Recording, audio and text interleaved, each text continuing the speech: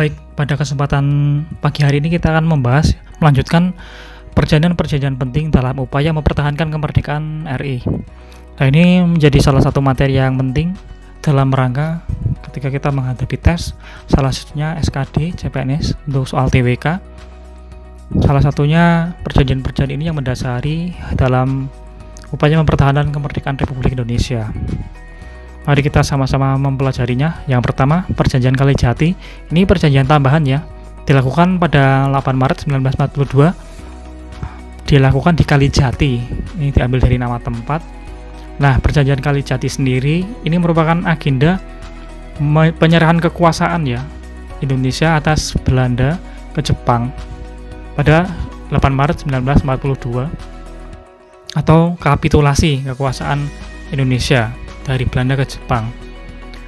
Nah, pada perjanjian ini pihak yang terlibat dari Jepang ada Jenderal Imamura, Terpoorten, dan Gubernur Sarda van Stekenburg dari Belanda. Untuk kronologi singkatnya sendiri, secara umum Jepang pada waktu Perang Dunia Kedua kan menjadi negara yang kuat ya. Salah satunya menjadi negara kuat dan ingin menjadi leader ya di kawasan Asia dan bahkan dunia seperti itu. Sehingga memperluas wilayah jajahannya sampai ke Asia Tenggara termasuk Indonesia. Nah, karena waktu itu Belanda porak-poranda diserang Nazi dan juga terjadi krisis akibat adanya penjajah dari Nazi dan juga pihak Jepang sendiri kan menyerang ya dari pendudukan Belanda di Indonesia, sehingga selama 1 minggu saja Jepang berhasil menguasai benteng-benteng pertahanan Belanda, sehingga Perjanjian Kalijati merupakan penyerahan kekuasaan Indonesia secara tanpa syarat ya dari Belanda ke Jepang. Ini selanjutnya untuk Perjanjian Linggarjati, ini perjanjian pertama setelah kemerdekaan, dilakukan pada 15 November 1946. Untuk lokasinya itu di Linggarjati di dekat Cirebon ya. Pihak yang terlibat, pihak Indonesia diwakili oleh Sultan Syahrir, pihak Belanda oleh ketuanya oleh Wim Somerhold, dan pihak Inggris ini sebagai mediator oleh Lord Gillern ya. Ada juga delegasi lain seperti Aka Ghani dari Indonesia dan juga Van Mook dari pihak Belanda dan Van de Beer dari Belanda. Ini dilakukan di Bukit Linggarjati Cirebon. Untuk isi perjanjiannya sendiri, Belanda mengakui secara de facto 3 wilayah ya, hanya Jawa, Sumatera, Madura. Kemudian Belanda harus meninggalkan wilayah RI selambat-lambatnya Januari 1949. Untuk Belanda dan Indonesia sendiri akan dibentuk negara Republik Indonesia Serikat, dan RIS harus bergabung dengan negara-negara persemakmuran ya di bawah kerajaan Belanda. Nah, untuk dampak positif Perjanjian Linggarjati ini, citra Indonesia di mata dunia semakin kuat ya. Kemudian Belanda mengakui Republik Indonesia meskipun hanya 3, hanya Jawa, Madura, dan Sumatera secara de facto ya. Dan harapannya perjanjian ini bisa mengakhiri konflik antara Indonesia dan Belanda. Namun ada juga dampak negatifnya, yaitu Indonesia hanya memiliki wilayah kekuasaan yang kecil, hanya 3 daerah saja, memberi waktu Belanda untuk mempersiapkan melanjutkan agresi militer. Nah, ini untuk kronologinya sendiri, perundingan Linggarjati ini terjadi karena Jepang kalah dalam Perang Dunia Kedua ya, sehingga terjadi status quo, menyebabkan terjadinya konflik antara Indonesia dengan Belanda ya, salah satunya peristiwa 10 November. Perjanjian ini ditentang oleh sejumlah masyarakat dan partai-partai di Indonesia ya, karena memang sangat merugikan di pihak Indonesia. Untuk Perjanjian Linggarjati menjadi perjanjian pertama ya, atau perjanjian awal yang dilakukan oleh bangsa Indonesia dengan Belanda ya, difasilitasi oleh PBB untuk menghentikan agresi militer yang dilakukan oleh Belanda di Indonesia. Ini di agresi militer yang pertama. Salah satu dampak positifnya menjadikan Indonesia semakin kuat citra di dunia internasional ya. Sedangkan negatifnya hanya sedikit ya lokasinya. Selanjutnya, Perjanjian Renville. Ini dilakukan pada 17 Januari 1948. Lokasinya di geladak kapal perang Amerika USS Renville ya, yang berlabuh di Jakarta. Untuk pihak-pihak yang terlibat, delegasi Indonesia diketahui oleh Amir Syarifuddin, delegasi Belanda oleh Abdul Qadir Wijoyo Atmojo, Sedangkan untuk PBB sebagai mediator adalah Frank Graham ya dari Amerika, Paul van Zielen Belgia, dan Richard Kirby ya dari Australia. Ini wakilin Indonesia. Jadi perjanjian Renville ini salah satunya dibentuk komisi 3 negara oleh PBB. Isi perjanjiannya, Belanda hanya mengakui Jawa Tengah, Yogyakarta, dan Sumatera sebagai wilayah RI. Disetujui adanya garis demarkasi antara RI dan daerah pendudukan Belanda, dan TNI harus ditarik mundur dari daerah-daerah kantong di wilayah pendudukan Belanda di Jawa Barat. Untuk kronologi singkatnya, Belanda meneruskan operasi militernya ya, bahkan bergerak ke Jawa dan Madura setelah agresi militer yang pertama, yang tadi ya. Sehingga Indonesia berusaha menanganinya dengan meminta pertolongan internasional dengan membentuk komisi 3 negara yang tadi saya sebutkan ya, 3 perwakilan.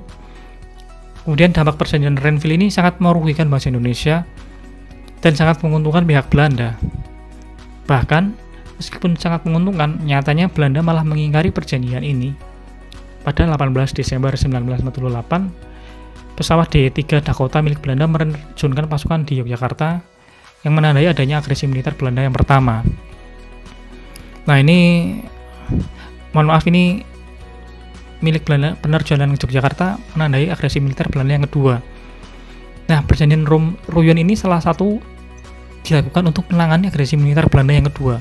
Ini dilakukan pada 7 Mei 49 di Hotel des Indes, Jakarta. Pihak yang terkait, delegasi Indonesia oleh Rum, sedangkan Belanda oleh Ruyon.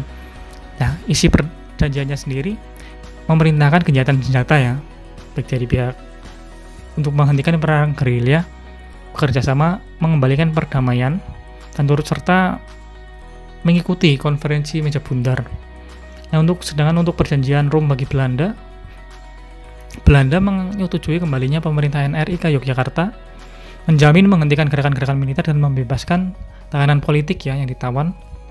Tidak akan mendirikan negara yang ada di daerah yang dikuasai oleh RI ya sebelum 49, dan tidak akan meluaskan negara atau daerah dengan merugikan RI. Menyetujui adanya RI sebagai bagian dari negara Indonesia Serikat ya. Berusaha dengan sungguh-sungguh supaya konferensi meja bundar segera dilaksanakan. Nah, kronologi singkatnya yang tadi ya, setelah Belanda mengingkari perjanjian Renville, kemudian juga Belanda menyerang ibu kota di Indonesia waktu itu di Yogyakarta, sehingga United Nations UNC dari PBB membawa kedua negara ke meja perundingan dan membentuk komisi 3 negara. Nah, ini salah satu isinya di perjanjian Ruyon ini adalah mendasari adanya konferensi meja bundar. Nah, ini konferensi meja bundar dilakukan pada November 49 di Den Haag, Belanda. Pihak yang terlibat ada cukup banyak ya.